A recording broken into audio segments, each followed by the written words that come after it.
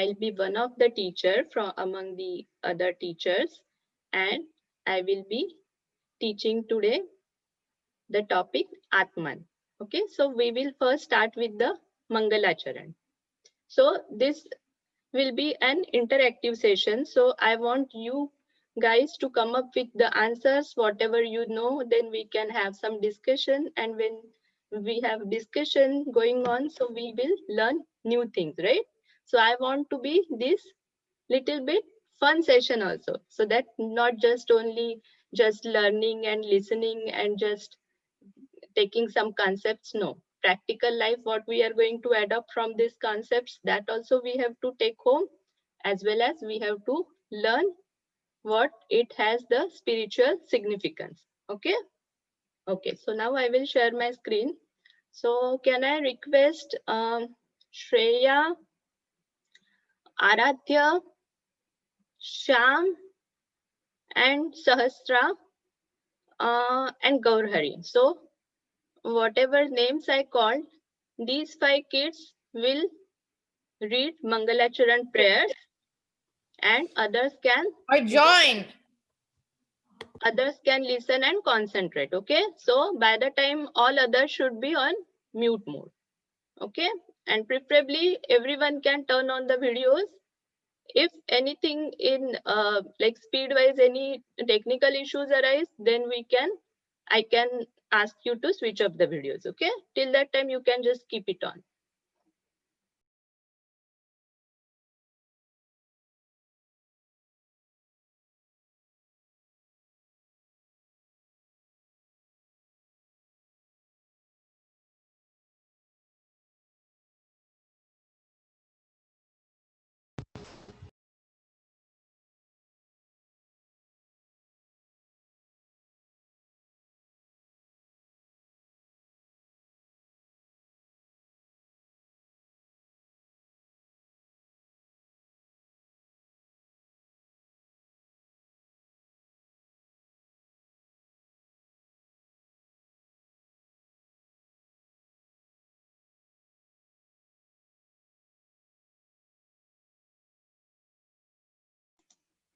Okay, so everyone can see my screen now.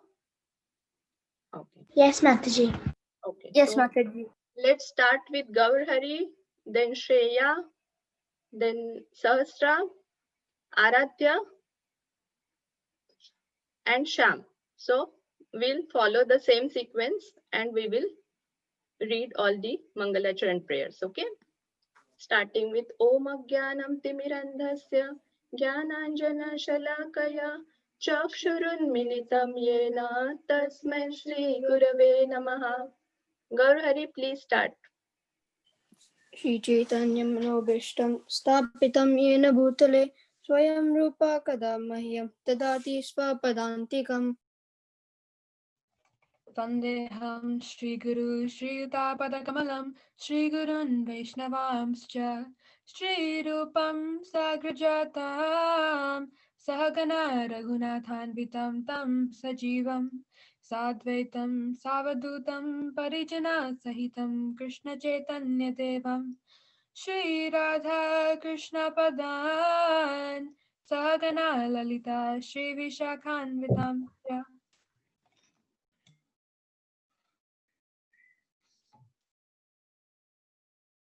नमो विष्णुपदाय कृष्णप्रस्थाय भूतले श्रीमते Bhaktivedanta स्वामिनिति नामिने. Can you please read ahead also? You want me to read the next part? Okay. Namaste Saraswati Deve Gauravani Pracharine Nirvishesha Sunyavade Pachacha Deshatarine. Namam Vishnupadaya Krishna Prasthaya Bhutale Srimati Bhakti Siddhanta Saraswati Namine Shri Varshabhana Videvi Daite Kripadaya Krishna Sambandha Vignana Dayine Prabhava Namaha Madhuryo Jwala Premadya Shri Rupa Nuga Bhaktida Shri Gaura Karuna Sakti Vigrahaya Namostate Namaste Gauravani Shri Murtaye Dinatarine Rupanuga Viruddha Pasidanta Dvanta Harine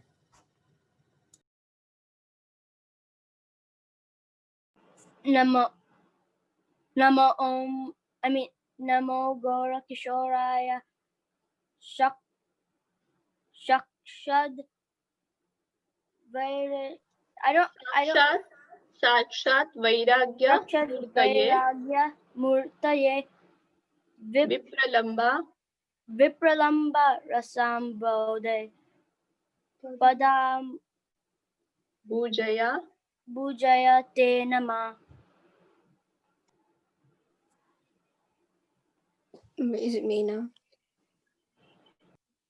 Namo Bhaktivinodaya Sachidananda Namine Gaurashakti Swarupaya Rupanugavarayate.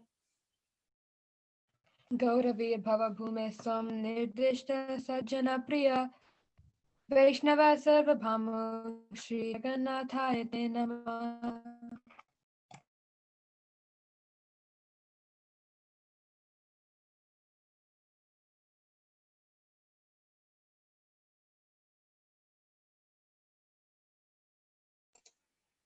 Okay, Sahasra, can you read? Namo Mahabhadanyaya Krishna Parapadayate Krishnaya Krishna Chaitanya Namine Gaurtise Namaha.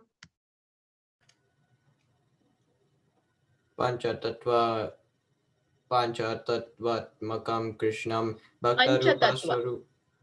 Oh, Panchatattvatmakam Krishnam Bhaktarupa Swarupakam Bhaktavataram Bhaktakyam Namami Bhakta Shaktikam.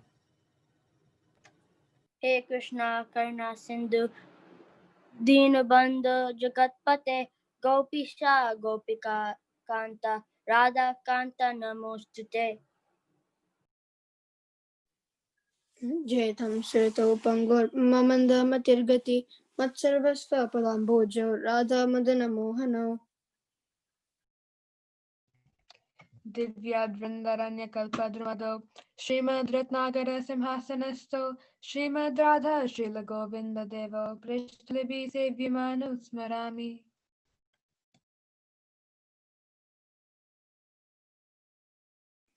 Next.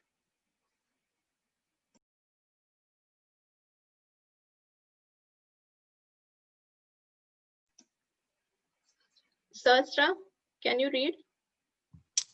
Okay, which one?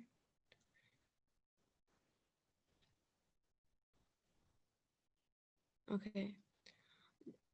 Divyadvrindaryana Kalpa Drumada Srimad Ratnagara Simhasanasto Srimad Radha Srila Govinda Devo Prashtalibai Sevya Manu Smarami. Sorry if I pronounced that wrong. Shriman Rasa Rasaram Vamsi Vata Tata Stita Karshan Venu Swanir Gopir Gopinata Shriyastuna.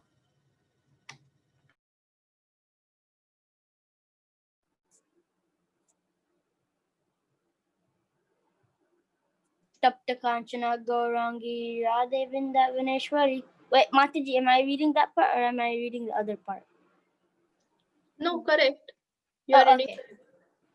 Tapta Kanchana Gaurangi Radhe Vrindavaneshwari Vrishabhanu Shute Devi Pranamami Hari Priye. Shri Krishna Chaitanya Prabhu Nityananda Shri Advaita Gadadhara Srivasadi Gaura Bhakta Vrinda.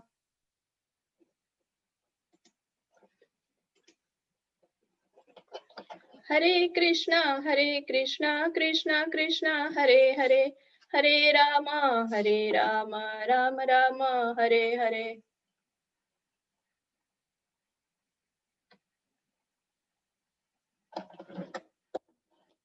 Okay, so everyone ready? So I'll share my screen for today's topic. Okay, give me a minute.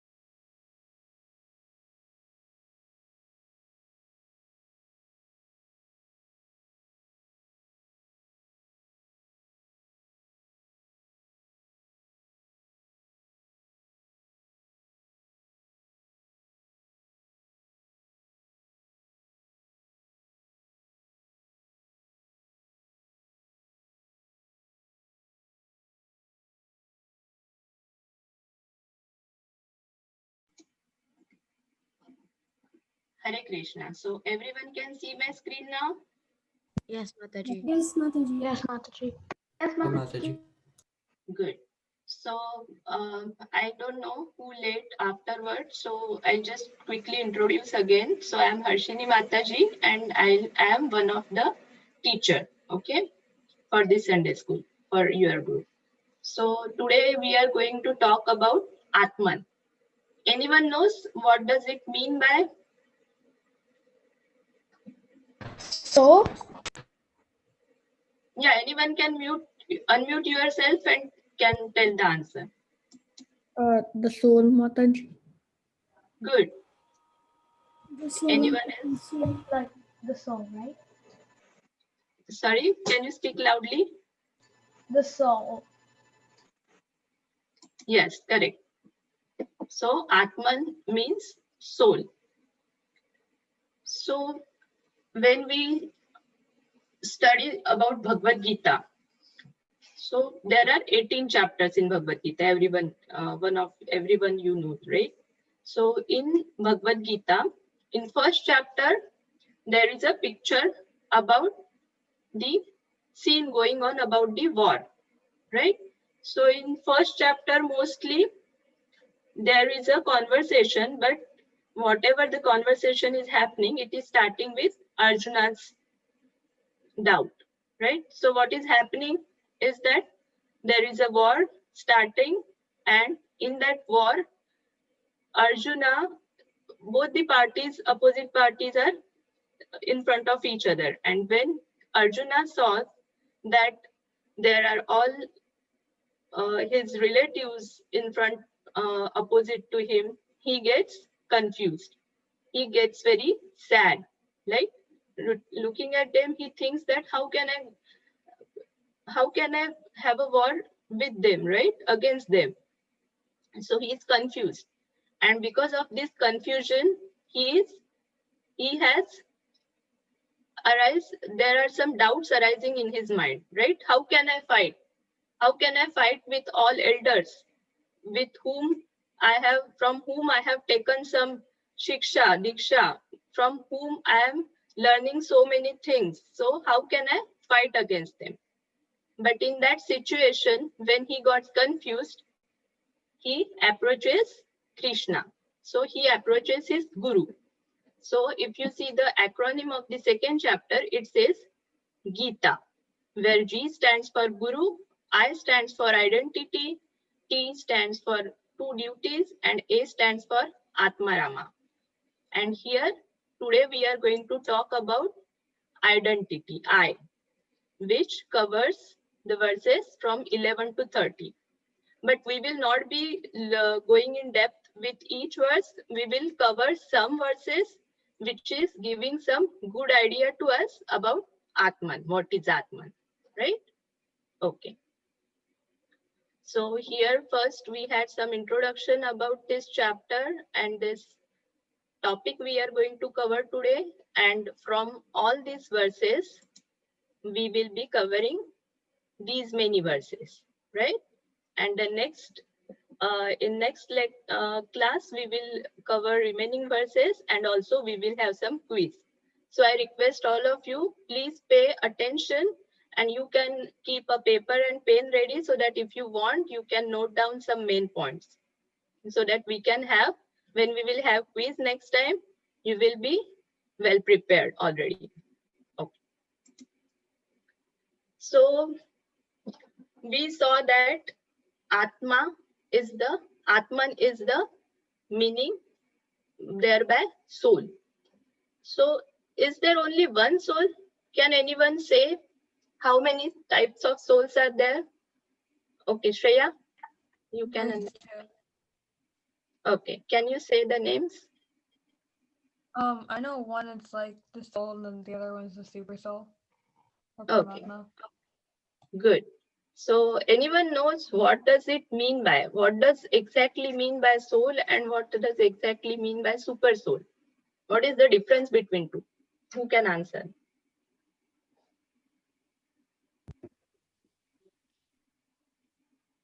Yes, Rasika?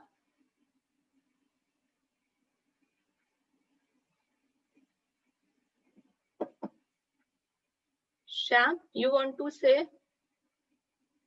I'm not so sure, but could I take an maybe accurate guess? Mhm.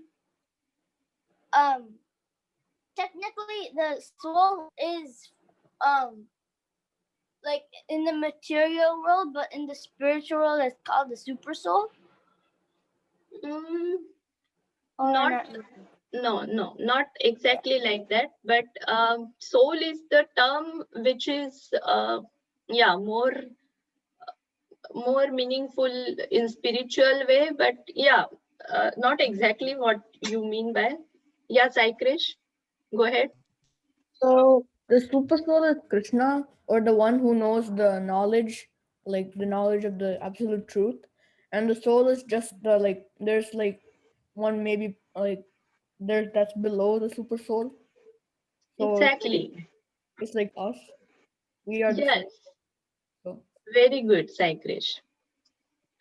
So, as correctly explained by Saikrish, when we say Atman means soul, there are two types of soul. One is soul, which is there present in all living beings, which is also called Jivatma. And the other is super soul, which is the Paramatma. So, which is, as explained by Sai Krish, this is the supreme personality of Godhead, right? And that is also present in our same material body in which soul Jivatma stay, right? So I think you all have participated earlier in the competition, Bhagavad Gita reciting competition. So that time you must have already studied some verses from Bhagavad Gita chapter number 2. So you already know, right? What is the size of the soul? Anyone can say this? What is the size of the soul? Mataji. What is the size of the soul? Wait, I think I remember. Wait, I don't remember for sure, but it's like 1 millionth of a hair or something, right? Or no? Or, Yes, you are on the right path. 1 millionth of hair strand, something like that. Can you repeat that? We Uh, couldn't really hear. yeah, we were not able to hear you. Can you say loudly and clearly? It was just lagging.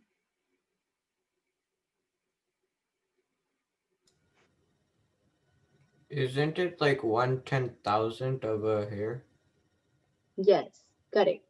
So what does it mean by it is very small, atom-like size, right? So that's why it is Anuatma. And super soul is Vibhu Atma. What is Vibhu means? Vibhu means supreme, primeval, right? So this is the difference between soul and super soul. But both souls stay in the same material body. So what does it do? Soul is actually the driving. If you see an analogy of car, then it is same like a driver, right? Who drives the car. But super soul, he just sitting in one place and just watching what soul is doing. So if you see that, if you like, for an example, if there are two birds, if I say sitting on the same tree, then soul, which is Jivatma, just performs the actions. But the super soul, which is the other bird, he is just watching what soul is doing, right? And if there is Krishna's mercy, and if that soul approaches Krishna as a guru, like if he follows some spiritual master, then that spiritual master means super soul, which is residing in the same body, he guides that Jivatma to do the right things at right time, right? So he automatically guides him. So this is the role of soul and super soul. Uh, I think Aradhya, you had raised your hand. Do you have any question? Yeah, Mataji. You said that the super soul watches over the souls. How does he watch? Like, does he watch from the inside, like using the soul as a camera almost, or does he like watch from the outside, like zooms in? Yeah. So good question. So this is just subtle things, right? So it's not visible. So these are the subtle things. So they don't have any camera or something. Super soul is already very powerful, right? So he don't require anything. He just watches by his own power, right? Is that okay? So he uses his eyes to see? Yes, actually super soul, he do not have the separate body. He just temporarily staying in that body. So ideally it's like soul doesn't have eyes and all that things, right? Oh, So it's yeah. just the subtle thing. So the gross body, material body is the gross thing, right? Gross thing, which you can see Mhm. by eyes. The subtle things means which is not visible, right? Oh, okay. Yes. So body is the thing which is the material thing, and these soul term is the term which is subtle, which you cannot see by eyes. Now is it clear? Yeah, now it's clear, Mataji. Thank you. Okay. Okay. Good. So we learned about two types of soul, and we also learned about the characteristic, that is size of the soul, and third is what is their role, right? So now here is one fun thing. So just now I told that we can use the analogy for the driver and the car. So I will show you the couple of pictures. You can think on those pictures, and then we will have some interaction with the discussion on it. Okay. So this is the first picture. Moving to next. Just think about what you can observe from these pictures. Okay. Because this is very easy for us to understand exactly what is the role of soul.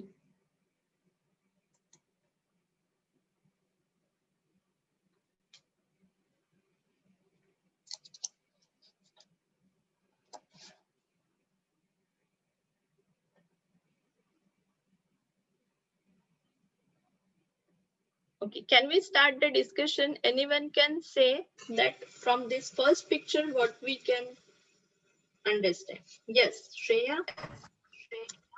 So from this picture, I can first of all, it talks about to be mechanically sound and a driver, and then it goes on to say that generally people identify with their vehicle, hence feeling pleasure and pain. So I think that because we're talking about soul, I feel like the body is represented by the car, and the soul is represented by, I mean, yeah, and the driver is represented by the soul. We can also kind of see this in the second picture because it says, I remember it saying something like, you have to identify people by their external like appearance, and that's what we do. We don't look at people's soul and say, oh, this is my friend. We look at their body and their external features and say, oh yeah, this is my friend. Very nice, Shreya. Exactly. Saikresh, do you want to add something? Well, I was thinking that the driver would be the soul, like how Shreya said so, and we Very call nice. the outer form. Yes, you both are perfect. So now we'll move the next picture.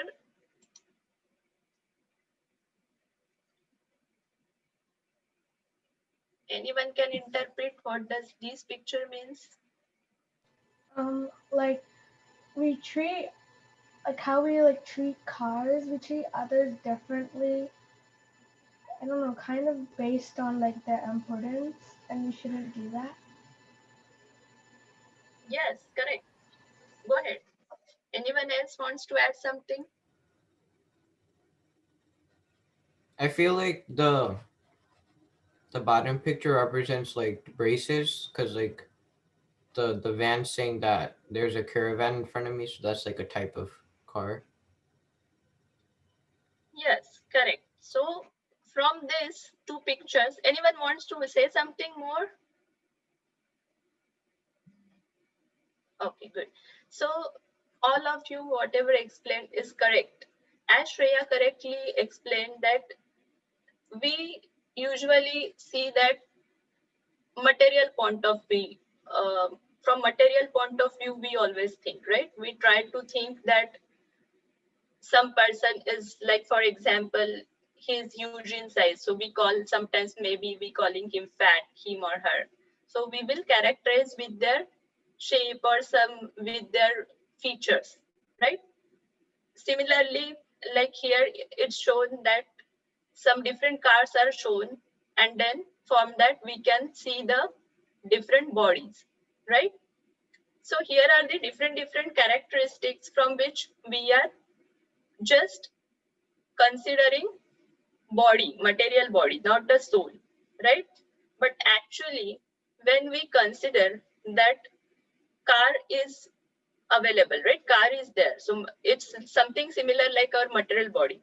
But can you tell me that car can drive itself? Like, I mean, yeah, today's technology, they have some cars, driverless cars. Yes, I know. But in real picture, if we see that car is just the mechanical machine, right? And to drive that car, one human is required, ideally. So that human will drive that car and it can run on the road. Now it can run fast or it can run slow, but that is controlled by soul, right? Which is similar in our present in our body. So when human tries to control the car, similarly soul tries to have the different actions with the body. It's a medium, right? So you can say just a material body is a type of medium. So exactly what you can understand from this, that what exactly soul means? Can anyone say exactly what is the meaning? What is the significance of the soul? Yes, Saikrish? That like the soul is what like makes our body move and powers the body and like controls the body. Exactly. The soul is like the inner, like the thing that's like behind like what the body does, or like how the body like observes things and does things. Yes. So soul is something like consciousness, right? Whatever soul is, able to, means he can use the mind or intelligence or senses. So accordingly, he will move that car, which is a body, right? So in short, soul is some kind of consciousness. So if we now, if I will move forward. So what is the science of the cells? There are three things just now we observed. That one is the soul, like the human sitting inside the car. Now, how he's driving the car, that human, he's using some steering wheel or some accelerate to accelerate the things. He will use some other mechanism. So it is similar to subtle body, which is consisting of mind, intelligence. So these things he used to control the car, right? Control the human body. Now, third thing is the gross body, which is the physical element which is visible, which we can see in the form of body. So three things: the outer layer, outer visible thing, which is the gross body; the inner one, which is the mind, intelligence, which we use to control senses, something kind of that. And third thing, which is the important thing, is the soul, which drives that car, right? That is human body. So now what does it mean by reincarnation? So reincarnation is the just transmigration of soul from one body to another body. And this happens when, what happens? Death occurs. So after death, soul can enter in any kind of body. It may be human body, it may be insect's body, it may be tree's body. So that outer appearance will keep on changing. But soul, is it that like human body is done, then next the soul goes, soul is having death, like it is slain, and then some new soul appears and it goes from there? Does this happen like that? Can anyone answer? Is that means what I mean to say is that is soul is, are we able to kill the soul exactly? No, Mataji. no. No, you're not allowed to kill the No. soul. No, you can't kill the soul. Can the soul ever be destroyed with water, fire, earth, ether, or anything like that? With weapons right now? No, that's like a whole section of verses I remember. Right. Exactly. Yeah. So what I want to stress the point over here is that soul is eternal. It keeps on just transmigrating from one body to another and may take another form, so that it is visible in another form, but inside that soul is same. For example, if today you are driving a Honda car and tomorrow you are fed up of that car, you bought a new car, you bought a BMW car, so tomorrow you have another car, but whether that you are the same person driving both type of cars, right? So similarly, soul is the same entity which is just transmigrating. So soul is eternal, right?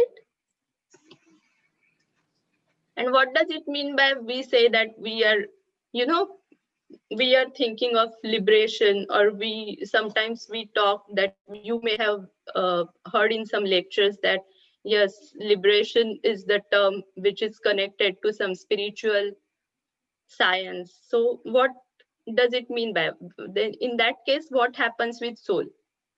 So instead of having the soul's transmigration from material, one kind of material body to another kind of material body, it happens something different. Something happens which is connected to spiritual world.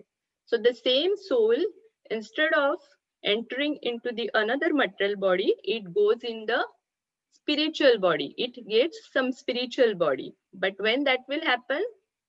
Only when we have a target, when that human or whatever material form that soul is having, that in that form that soul tries hard to go back to Godhead. In that case, soul can have the spiritual body, right?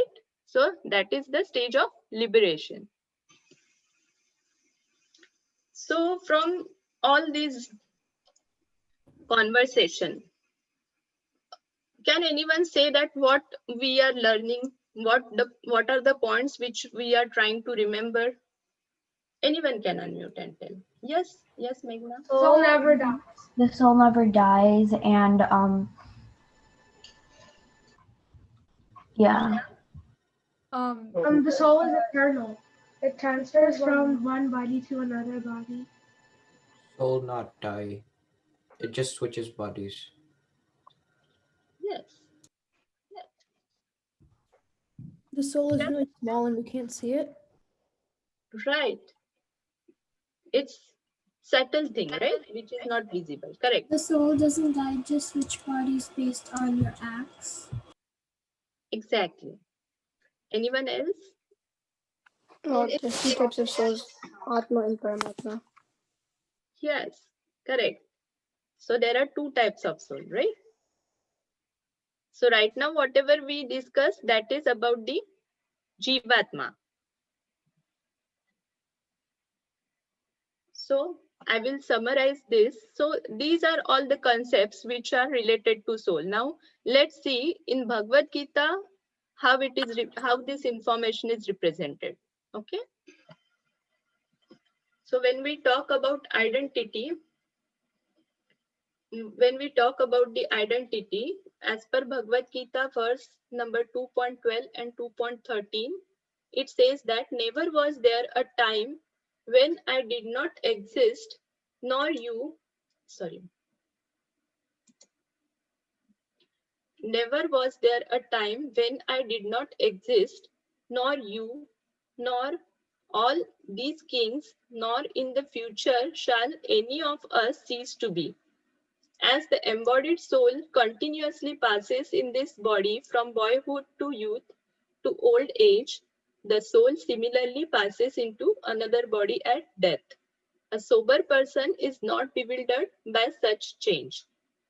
So can anyone relate that this information, who is telling to whom and why? Yes, Krish. So Krishna is telling to Arjuna because Arjuna thinks that once someone dies, like he won't, like that's it. There's nothing else. He's thinking like that. So Krishna is saying no, it's not like that. The soul actually goes from one body to another. So Krishna is saying that to Arjuna. Can I add something, Mataji? Yes, yes, sure. Go ahead. So if I remember correctly, at this point of time, at this point of time, because in the second chapter, Arjuna 2.7, then he starts asking Krishna. And so around this point, he's kind of like, he doesn't want to fight because he thinks of it as like, okay, if I kill everyone, if I kill all my loved ones, my relatives, and then I'll have this whole kingdom, but I'll have no one to share it with, like everyone's gonna die. And then Krishna explains that, like, although they might die now, they're not, like, although their material body will die, their spiritual body will never die, and they'll still be there. Shan, Yes, Like, it's correct. disappear. Yeah, Sham, can you stop drawing? we can see it. We know that you're drawing. You guys Sorry, can Shreya, see go it? ahead. Yes. Oh, okay. I'm not gonna do that anymore. Sorry. Yeah, no problem. Shreya, can you just, say again the last point which you mentioned? Yeah. I said, what was the last thing I said? Oh yeah, I said that Krishna explained that even though their material body might die now, their soul will still be there forever because it's eternal. And if if you are a sober person, and if you're smart, and if you're intelligent, and if you're knowledgeable, then you should know that, like, if it's gonna happen, it's natural, and in the end, their spiritual body will still be intact and still go back. Yes, as Shreya correctly explained, these all knowledge is given by Krishna to Arjuna so that he should remind himself that what is his identity.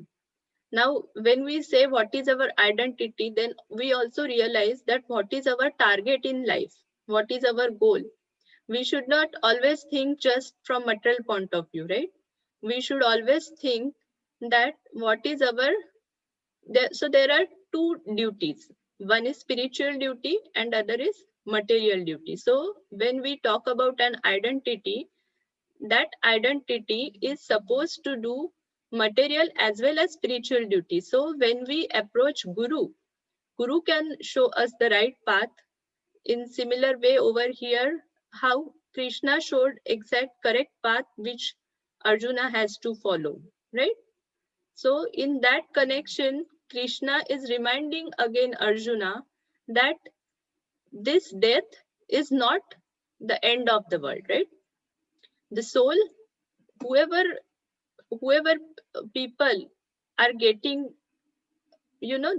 so many people will be killed in this war, but whoever people are going to be killed in this material world, their soul is not slayable. It's eternal. So don't think just from material point of view. Just do your duty, just perform your duty, and keep it in mind that soul is not destructible. In any case, soul cannot be killed. So you can just kill the material body as per your material dharma, perform material duty which you are performing, but it won't result in killing that soul. That's why you have to perform your kshatriya's duty. Similarly, in Bhagavad Gita, verse 16, 2.16 and 17, it is stated as those who are seers of the truth have concluded that the non-existence, the material body, there is no endurance, and of the eternal, the soul, there is no change. This they have concluded by studying the nature of both. That which pervades the entire body, you should know to be indestructible. No one is able to destroy that imperishable soul. So why all these things are told by Krishna to Arjuna? So that he can actually again remind himself about the knowledge of the soul, and he can have some courage to perform his duty. He should gain back his power, right? Of the Kshatriya power. So just to give him this knowledge, Krishna is reminding these points. So all these points inherently they are in our soul's knowledge, right? As a soul, we have this knowledge. But what happens due to our conditioning in this material world, this knowledge is covered by some clouds, right? And what are those clouds? Those clouds are called ignorance. So we are ignoring these ultimate points regarding the soul, but which we should always keep it in mind while performing our material duties too. So that's the reason here Krishna is explaining Arjuna and reminding these points so that he should keep these clouds aside. Yes, Aratya, do you have any question? Yeah. How do you stop ignoring it? How do you stop ignoring? It's ignorant. You said that the clouds were ignoring the. No. I said clouds of ignorance. Yeah. Ignorance means there are three modes, right? What are the three modes of material nature? Yes? Goodness, person, and ignorance. Yes, exactly. So from that ignorance, we have to remove that ignorance. Now, how to remove that ignorance? This is the Krishna conscious process we are following, right? So by following the Krishna conscious path, one day we will be able to remove these clouds of ignorance. Does that satisfy your answer? Yeah. Oh. And the next point is that as per Bhagavad Gita 2.20 and 2.22, for the soul, there is neither birth nor death at any time. It has not come into being, does not come into being, and will not come into being. He is unborn, eternal, ever existing, and primeval. He is not slain when the body is slain. As a person puts new garments, giving up old ones, the soul similarly accepts new material bodies, giving up the old and useless ones. Right? So, as you remember the example which we saw earlier for the driver driving the car. So, what were the points there we studied is that the body is compared to a vehicle, right? And the soul to be driver.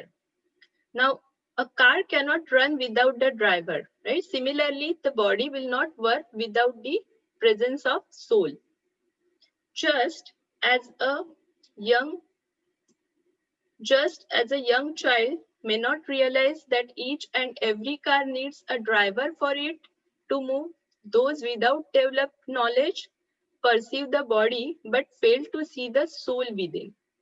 So, do you understand that there are different consciousness levels as per the stages of a human being? Like when we are child, that time also we are having some material body, right? Not exactly the body which we have 10 years later. But what is the difference as we look from the perspective of soul?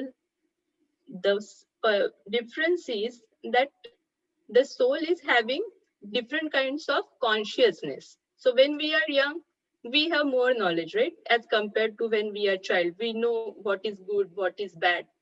When you mature more, when you enter in the adult stage, we know more things. So that time what is changing? Material body is changing, right? But this is the gross body. But as we consider a soul, what is changing? The changing thing is just the consciousness. So we are having, and similarly, when we come in Krishna consciousness path, we are following this path. That time, what is happening? Aradhya, what is happening that time?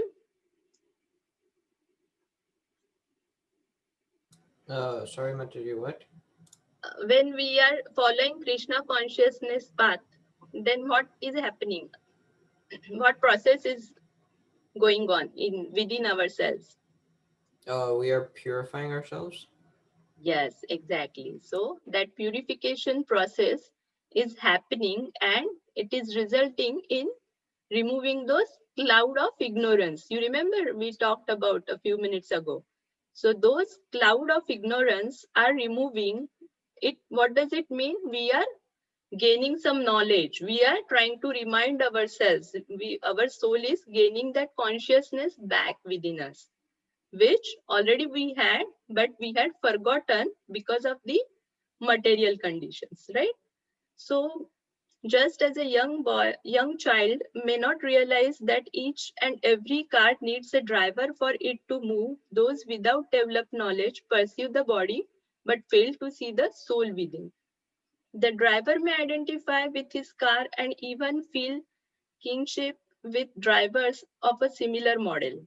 Similarly, feelings of friendship or enmity arise from identifying with the body. So, like how if I am driving, I am a owner of Honda car, I will think that yes, Honda car is mine. But in reality, what is the truth? It's just the temporary level, right? Today we can have some another kind of car, so we'll be owner of the another kind of human body, right? But in actually, what is important is the soul, is the driver who is driving that car, right? Not the body. The driver develops a deep attachment to the car, so in an accident, he commonly cries out, "You hit me." If the soul identifies with the body in the same way, then preoccupied with the body's condition, he becomes caught in a wave of distress and happiness. So you must have seen in on road, sometimes some accident happens and that person is very sad because his car is having some damage, getting damaged, right? So in that case, what he's lamenting, oh, my car is having damage, so I'm not able to repair the car, or I will have some expenses to repair the car. So similarly, when our body is like, we are just thinking on the platform of material body, then we sometimes may think that this person doesn't look good. I don't like this person at all. Some people, they are very innocent, or they are very good looking, or they are very, friendly. So we feel more uh, friendship feeling with them. But we should not characterize by on the basis of these characteristics, right? We should always think, we should always consider all the living beings as equal. Why? And this is the reason, because they are having some soul inside them, which is equal to everyone, which is Jivatma, right? And some couple of more points are there. And if we follow this principle, then we won't be get caught in the wave of distress and happiness. Means if someone says something to us, we should, which is like insulting thing or something, we should leave it. Why? We should just see from the soul's perspective, right? That maybe in mind, which is a subtle thing, which is getting affected, that is not the proper way, right? We should think that our soul is the important part, which is not destructible. So we should leave that. The driver is not satisfied maintaining the car alone without looking after his own needs. Similarly, looking after the body alone cannot satisfy the soul. Although the driver is not the vehicle,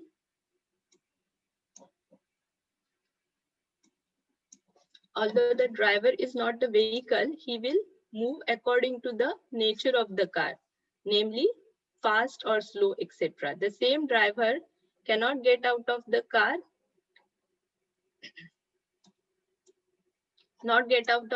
and drive another, right? Similarly, the soul leaves one body and enters another. So we already covered. So what are the key points? I'll quickly summarize. So Atman means we understood that it's the soul, it's real self, it's the real picture of what we are. So real self, Atman, is distinct from the temporary body. So there are two different things. One is the temporary body, which is material, which is just the gross thing, right? And another is the soul, which is the actual significant thing in real life. Material designations do not apply to this eternal soul. The Atman is spirit, that is Brahman, unchanging, eternal, and conscious. And what is the symptom of the soul is the consciousness. Hare Krishna, thank you. So we couldn't have much time to take some question answer session, but next time when we will go for the quiz, we can have some more discussion for solving the doubts. Anyone who do not understand any topic from, means any point from today's discussion, they can note it down and we will discuss next time. Before you're leaving, can we just take attendance? Yeah. Just can you, everyone, can you start your video on?